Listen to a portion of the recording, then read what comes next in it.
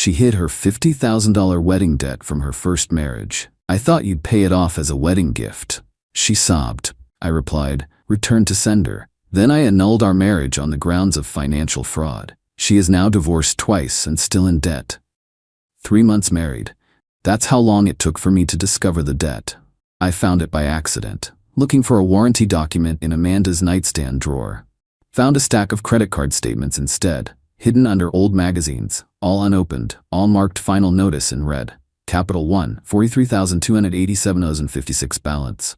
Minimum payment $247 per month. Interest rate 24.99%. Account opened 3 years ago. No payments in 4 months. I kept looking, found more. Chase, $4,285. Discover, $2,427. Some boutique called Ever After Bridal Credit, $1,001. Total, just over $51,000. Round it to 50 grand. All in her name. Amanda Chen Morrison now, but the accounts were opened as Amanda Chen. All showing the same address, my address, but she'd been hiding the statements, taking them from the mailbox before I saw them, stashing them unopened, all from vendors and services dated 2 to 3 years ago. Right around the time of her first wedding, to a guy named Andrew, the marriage that lasted 8 months. She'd been hiding this for 3 months. Since we got married, since she moved in, since she gained access to my mailbox. I didn't confront her immediately. I'm a financial analyst. Pattern recognition is literally my job. When something doesn't add up, I investigate. I pulled my credit report, clean, 785 score, no joint accounts with her, good. I pulled our marriage certificate, standard form, no weird clauses, no financial agreements beyond basic spousal rights. I checked my bank accounts, nothing unusual. She hadn't asked for access to my accounts. We kept finances separate. She paid for groceries sometimes. I paid for dinners out. Rent was mine, my house, owned outright. Her only contribution was utilities, which she Venmo'd me monthly, about $200. So where was her money going? She made $67,000 as a marketing manager. I made $110,000. She should have had money. Enough to at least make minimum payments and not hide final notice statements. Unless the debt was so bad she couldn't even afford her old apartment anymore.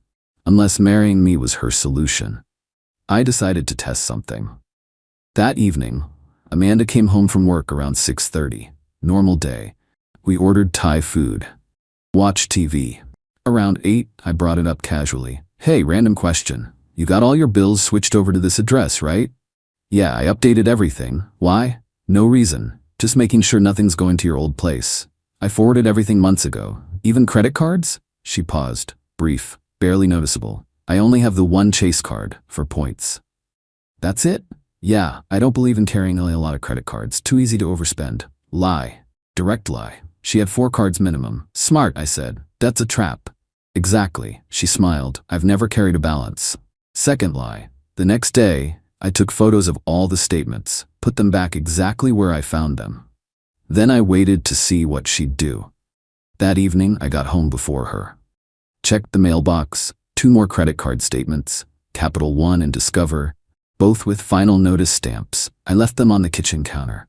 Went to my office, watched from the doorway when she got home. She walked in, saw the statements, froze, grabbed them immediately, started toward the bedroom. Those came today? I called out. She jumped, turned around. These are mine. I know, final notices, both of them. Her face went pale. Want to talk about it? She didn't answer, just stood there holding the envelopes. I walked to the bedroom, opened her nightstand drawer, pulled out the stack of hidden statements, brought them to the kitchen table, laid them out one by one, or we can talk about these. She stood in the doorway, staring at the table, at $50,000 in debt spread across our kitchen counter. What's this? Her voice was small. You tell me. She didn't move, just stared. I found them in your nightstand, I said, hidden under magazines, all unopened, all final notices. I can explain. I'm sure you can. She sat down, slowly, picked up the Capital One statement. It's not what it looks like. It looks like $50,000 in credit card debt you hid from me. I didn't hide it. I just didn't mention it. What's the difference? I was going to tell you. I just needed time. Time for what? She didn't answer. Amanda, where did this debt come from? She looked at me. Eyes watery. The wedding. Your first wedding. Yes. To Andrew. Yes. I sat back. You spent $50,000 on a wedding that lasted 8 months. It wasn't supposed to last 8 months. It was supposed to be forever. We planned this huge wedding. 300 guests, country club venue, designer dress. The band alone was $8,000. And you paid for all of this on credit? We both did. It was supposed to be our dream wedding. But it's your name on these accounts. Because Andrew refused to pay after the divorce. Said it was my fault for leaving him. Said I could deal with the debt myself. So you've been carrying this for how long? 2 years. Making minimum payments. Trying to. While making $67,000 a year. The minimum payments alone are almost $1,500 a month. Add rent, utilities, car payment, insurance, food. I can't afford that and still have a life. What was your rent at your old place? $2,200 for a 1-bedroom in a decent area. So there it was, $1,500 in debt payments plus $2,200 in rent, $3,700 per month on a $5,580 monthly income, leaving $880 for car, insurance, food, utilities, phone, everything else. Impossible to sustain. So you moved in with me. She looked down. I needed help. You needed someone to pay your bills. No, I love you. I wanted to be with you. But the debt was part of it. She didn't deny it. Just sat there, crying. Amanda, did you marry me to get out of debt? No. I married you because I love you. But you hid $50,000 in debt from me. You intercepted the bills and hid them in your nightstand so I wouldn't see them. You lied when I asked about credit cards. You've been lying this entire time. I was scared. I thought if you knew, you wouldn't want to be with me. So deception was the solution? I thought we'd work it out together. I thought once we were married, you'd help me. Help you how? She looked at me. Pay it off, as like a wedding gift or a gesture. You make good money, you own your house, you don't have debt. I thought you'd just take care of it. I stared at her. You thought I'd pay $50,000 as a wedding gift. Other people do it. I read about couples who combine finances and pay off debt together. Couples who are honest with each other from the start. Not couples where one person hides massive debt and hopes the other person fixes it. I wasn't hoping, I was planning to tell you. When? Soon. It's been 3 months. When exactly were you planning to mention your $50,000 in debt? She didn't answer. I stood up. I need to think about this. Don't leave, please, we can figure this out. Figure what out? You lied to me, you're still lying. I'm not. You said you only have 1 credit card, you have at least 4. You said you've never carried a balance. You're drowning in debt. Everything you've told me about your finances is a lie. I didn't want you to think I was irresponsible. You spent $50,000 on a wedding that lasted 8 months. That's the definition of irresponsible. I was in love. And now you're married to someone who you lied to so you could offload your bad decisions onto them. She sobbed, full breakdown. I'm sorry, I'm so sorry. I just didn't know what else to do. I can't make the payments. I can't afford to live. I needed help. Then you should have asked. Before we got married, you should have been honest. Would you have still married me? Good question. Honest answer? Probably not. Not because of the debt itself, people make mistakes, but because of the deception, the calculated hiding of information, the plan to trap me into paying for her ex-husband's dream wedding. I don't know, I said, but you didn't give me the choice. I went to bed in the guest room that night. She slept in our room. I heard her crying through the wall. Next morning, I called a divorce attorney, guy named Richard Chen. No relation to Amanda, just coincidentally the same last name. He specialized in annulments. I've been married 3 months, I told him. Wife hid $50,000 in debt from me, all from her first wedding. Been hiding unopened bills in her nightstand, taking statements from the mailbox before I could see them. Lied directly when I asked about her finances. Can I annul based on fraud? Potentially yes, Richard said. Financial fraud as grounds for annulment requires proving she entered the marriage with fraudulent intent. Did she specifically marry you to gain financial benefit? She admitted she moved in with me because she couldn't afford rent while making debt payments. She admitted she expected me to pay off her debt as a wedding gift. She deliberately hid the extent of her financial situation. That's strong. Do you have documentation? Credit card statements showing months of unopened bills, photos of them hidden in her nightstand, Timestamps showing I discovered them 3 months into marriage. Her own admission that she expected me to handle the debt. Get her admission in writing if you don't already have it. I got it in writing. That evening, I told Amanda I wanted to talk. Set my phone on the table between us, recording app open and visible. I'm recording this, I said, for documentation purposes. She nodded, didn't object. I need you to be completely honest, I said. Why did you hide these credit card bills from me? Because I was going to lose my apartment. I couldn't afford the rent and the debt payments. I needed to move in with you. And you expected me to help with the debt? Yes. I thought once we were married, we'd combine finances and you'd help me pay it off. Did you plan this before you moved in? I knew I needed help. I knew you were financially stable. I thought being with you would fix things.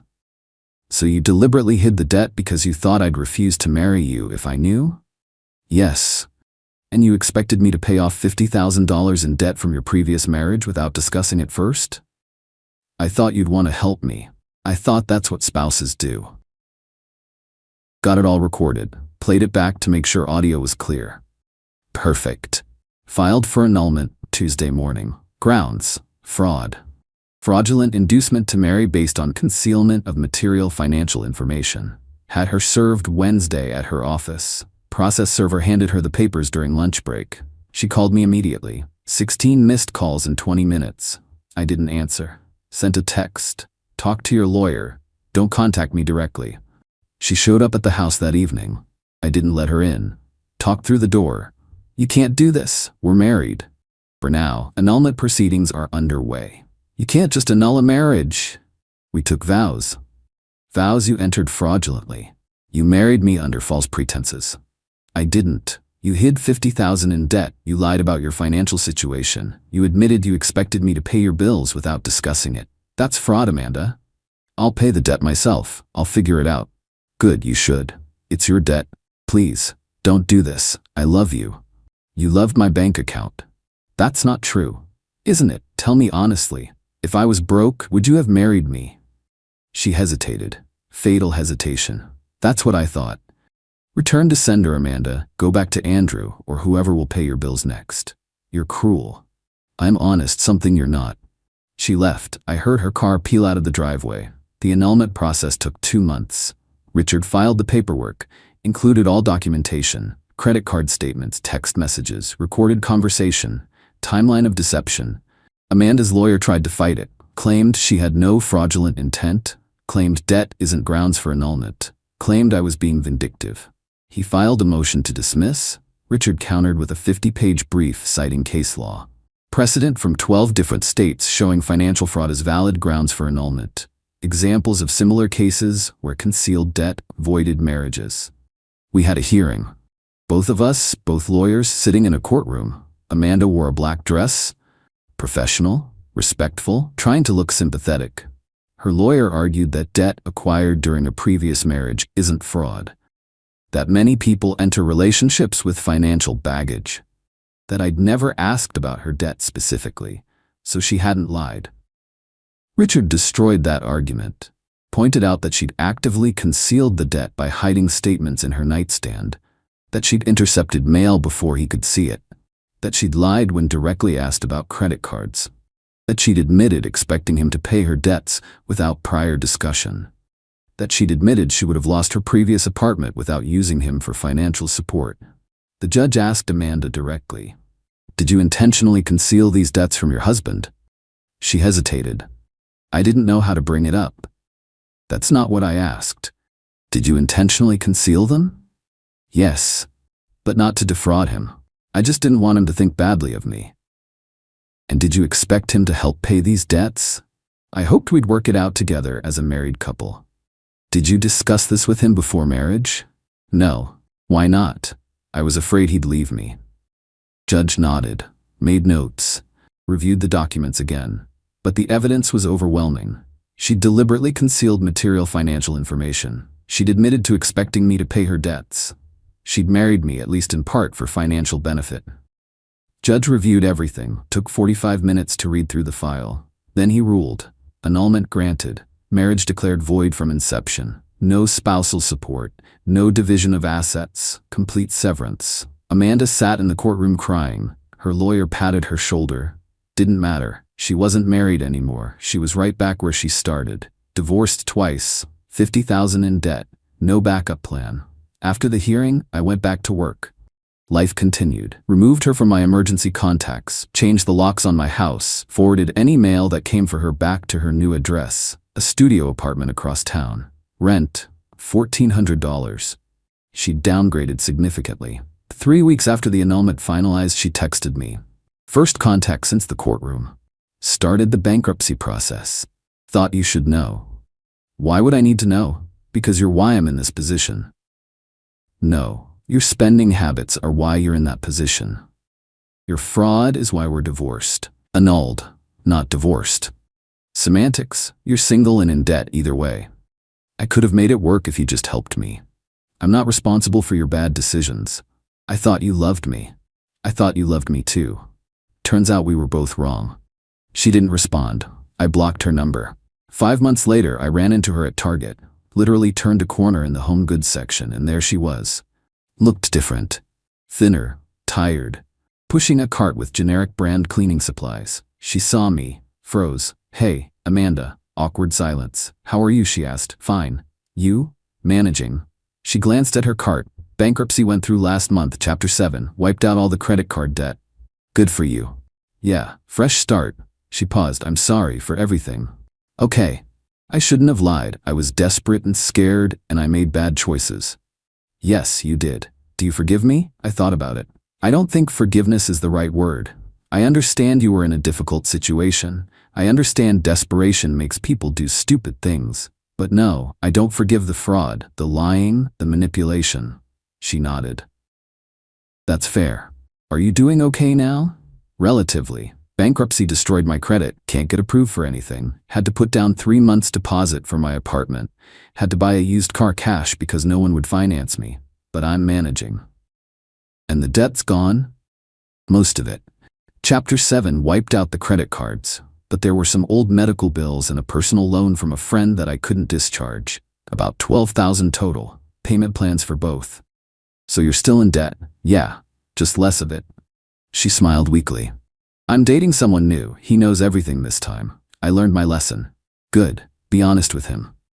I am. I have to be. Can't hide bankruptcy when your credit score is 520. True. We stood there. Two people who used to be married, now strangers. I should go, she said. Yeah, take care of yourself, Amanda. You too. She pushed her cart away. I watched her turn the corner, disappeared into the cleaning aisle. I went home, poured a whiskey, sat on my deck, thought about the last 6 months. I dated Amanda for 8 months before she proposed. She'd seemed normal, responsible, had a good job, nice apartment, never asked me for money. Seemed financially stable. Looking back, there were signs, small ones. She always wanted to go to expensive restaurants but never offered to split the check, just assumed I'd pay. She forgot her wallet a lot. Movies, coffee shops, grocery store. She talked about her wedding a lot. Her first one, how beautiful it was, how perfect, how expensive, worth every penny, she'd said. Even if the marriage didn't last, I have the memories. Red flag, huge red flag. Worth every penny, of $50,000 for 8 months of marriage. But I'd chalked it up to her being sentimental. Didn't realize she meant it literally. Didn't realize she was still paying for those memories. She'd moved in after 6 months of dating. Her lease was up, she said. Made sense to move in together, save money, be practical. I thought she meant save money together. Turns out she meant save her money by having me cover most of the expenses. She'd proposed to me, actually. Not the other way around. 8 months into dating. Took me to a nice restaurant, gave me a watch, asked me to marry her. I know it's usually the guy, but I don't care about tradition. I want to be with you. At the time, it felt romantic, progressive, modern. Now it felt calculated. She was running out of time, running out of money, needed to lock me down before I found out about the debt, and it almost worked. If I hadn't been looking for that warranty document, I might never have found those hidden statements. She could have kept intercepting the mail, hiding the bills, making minimum payments secretly, could have kept lying indefinitely, or maybe she would have asked me for help eventually. Some sob story about unexpected expenses. Could I loan her a few thousand? She'd pay me back. Promise. Except she'd never pay me back. She'd ask for more and more until I was paying her entire debt load without even realizing it. That's the thing about financial fraud. It's not always dramatic. Sometimes it's just slow erosion, a constant taking without giving back, a relationship that's more transaction than partnership. I dodged a bullet, or rather, I stopped the bullet after it grazed me. 3 months married, minimal financial entanglement, clean annulment, no lasting damage except to my trust in people. Could have been worse.